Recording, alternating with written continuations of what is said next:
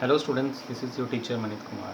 Students, today we are going to continue our sixth chapter, that is judiciary, and today's topic is removal of judges. कि जजेस को कैसे remove किया जा सकता है of supreme court and high court.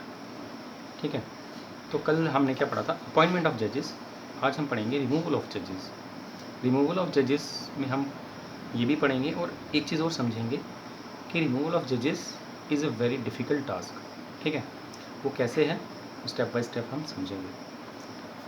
First point क्या है? द रिमूवल ऑफ जजेस of supreme court and high court is extremely difficult. Removal of supreme court और हाई कोर्ट के जजेस का बहुत ही डिफ़िकल्ट टास्क है. They can be remove only on the grounds of proven misbehaviour and incapacity.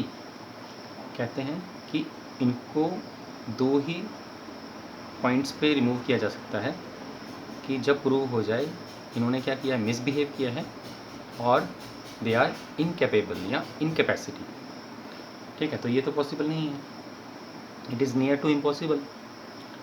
ठीक है, उसके बाद क्या है?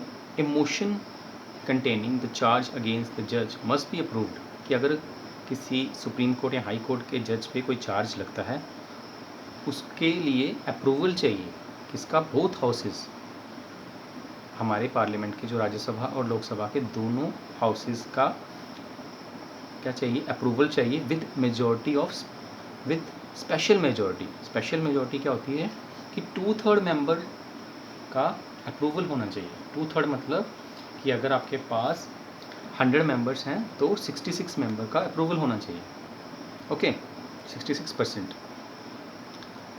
तो ये भी मुश्किल चीज़ है. उसके बाद क्या है? In making appointments the executive plays crucial role. कहते हैं कि कल हमने पढ़ा था कि अपॉइंटमेंट्स में एग्जीक्यूटिव का बहुत ही क्रूशियल रोल होता है, बट रिमूवल में लेजिस्लेचर बहुत ज़्यादा इंपॉर्टेंट रोल प्ले करती है. ठीक है, in appointments the executive plays crucial role.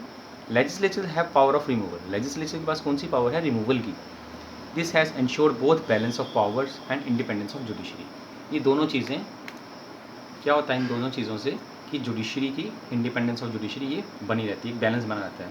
क्योंकि एग्जीक्यूटिव क्या कर सकती है?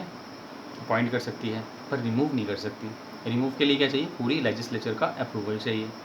ठीक है, तो इससे क्या होता है? एक चेक्स एंड बैलेंस भी बना रहता है और इंडिपेंडेंस ऑफ जुडिशरी का बैलेंस भी बना रहता है. अब एक एग्जाम्पल हम लेंगे.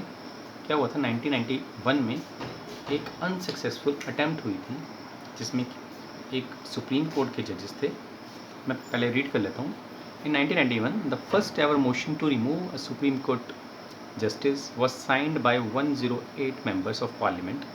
Justice Ramaswamy, during his tenure as CJI of Punjab High Court, was misappropriating funds and he was found guilty and willful and gross misuse of office. तो क्या हुआ था कि 1991 में एक सुप्रीम कोर्ट के जस्टिस थे. क्या नाम था उनका? उनका नाम था जस्टिस रामास्वामी. वो जब हाई कोर्ट ऑफ पंजाब में सीजीआई थे तब उन पे एक मोशन चली उन पे कि उन्होंने क्या किया था ड्यूरिंग अपने टेन्योर में उन्होंने फंड्स का थोड़ा सा मिसयूज़ किया था. ठीक है, तो वो प्रूव भी हो गया था. तो फिर क्या हुआ? जब मतलब एक कमेटी बैठी जिन्होंने इंक्वायरी की, फिर वो गिल्टी प्रूव भी हुए. फिर उसके बाद जब उनको रिमूव करना था, जब उनके पास जब वो सुप्रीम कोर्ट के जज बने तब उनके खिलाफ ये मोशन शुरू किया गया. और जब वो शुरू किया गया तो क्या चाहिए था? स्पेशल मेजॉरिटी चाहिए थी. बट क्या हुआ? तो 108 मेंबर्स ऑफ पार्लियामेंट ने क्या कर दी? अपना अप्रूवल दे दिया. बट कांग्रेस ने तब क्या कर दिया? एब्सटेंड कर दिया. एब्सटेंड मतलब उन्होंने वोटिंग करने से ही मना कर दिया, वो सदन छोड़ के चले गए.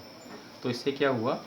स्पेशल मेजॉरिटी नहीं मिली तो एक अनसक्सेसफुल अटैम्प्ट हुआ था उनको रिमूव करने के लिए, बट वो भी सक्सेसफुल नहीं हुआ. तो इसमें हम समझेंगे, प्रोसीजर हमने समझा और ये भी समझा कि कितना मुश्किल है एक सुप्रीम कोर्ट और हाई कोर्ट के जज को रिमूव करना. ये कैसे होगा? स्पेशल मेजॉरिटी से इन बोथ हाउसेस.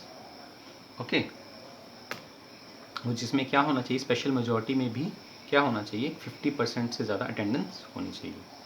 ओके, तो ये था आज का topic. Thanks and have a nice day. अगर कोई डाउट होगी आप मुझे मैसेज या कॉल कर सकते हो। थैंक्स।